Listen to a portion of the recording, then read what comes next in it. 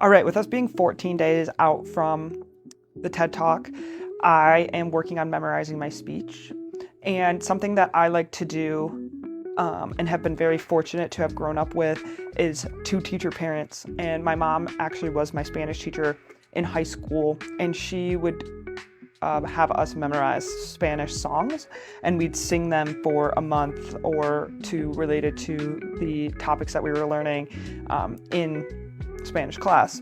And something that she had us do that I found very useful in the memorization tactics is starting with the first verse of a song, and we would sing that 4 to 5 times until we felt like we understood it.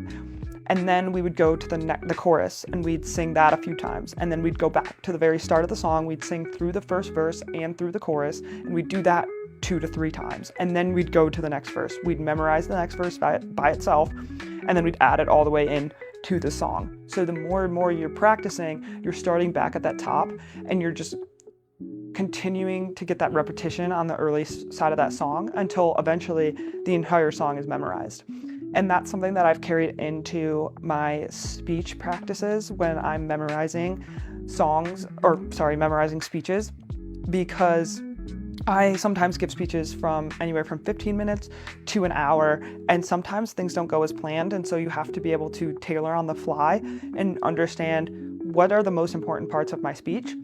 And if I can memorize it, I typically get to a point where it becomes second nature to me. And so something that I do when I'm memorizing my speeches is I break it up into pages, and I memorize section by section and then go back to the top. So I'll memorize the first paragraph or the first few lines, go back to the top, do that again until I don't have to look at it. And then I'll go to the next section and the next section, go back to the top, go through those, and continue in that repetitious fashion until my entire speech is memorized.